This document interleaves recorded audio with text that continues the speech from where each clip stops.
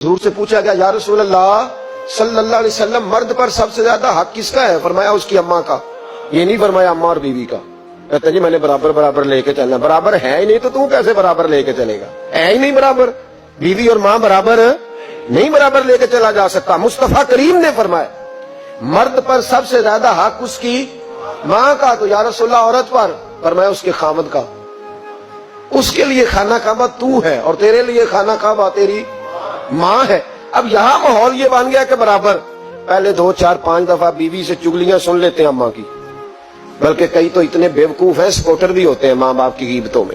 کہتے ہیں نہیں ممی آکھاں گا مانوں گل ٹھیک ہے تیری جو تو بھی کر دی صحیح ہے بات. ابا جی ایسے کرتے میں کروں گا بات. اب تو وہ شروع ہو گئی. اب تو کہے گا دروازہ بند ہو تو یہ دروازہ بند ہو سکتا؟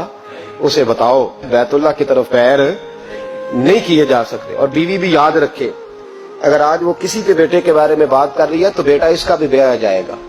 زیادہ لمبا فرق نہیں پڑتا، 20 22 سالوں کا پڑتا ہے. فوری طور پہ بدلہ مل جاتا ہے. یاد رکھے اگر تو زندگی کے اندر صحیح رہے گی تو تیرے لیے بھی وقت صحیح آئے گا، اور اگر تو بری رہے گی تو پھر تیرے حق میں بھی رویے سختی آئیں گے. ماں باپ کے ساتھ اچھا رویہ رکھے. اتنے بیوقوف بچے کہ ماں باپ کو آگے سے باتیں کریں، کہانیاں سنائیں، داستانیں سنائیں.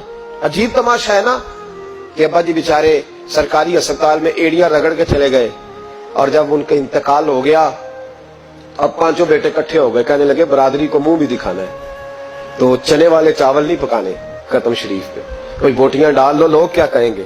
تو تجھے اب لوگ یاد آئے ہیں جب وہ بیچارہ وہاں ڈاکٹر پوچھ نہیں رہا تھا اس وقت لوگ نہیں یاد آ رہے تھے؟ سارا زمانہ تو نے راضی رکھا ہے. جن کو راضی رکھنا تھا ان کی طرف توجہ ہی نہیں.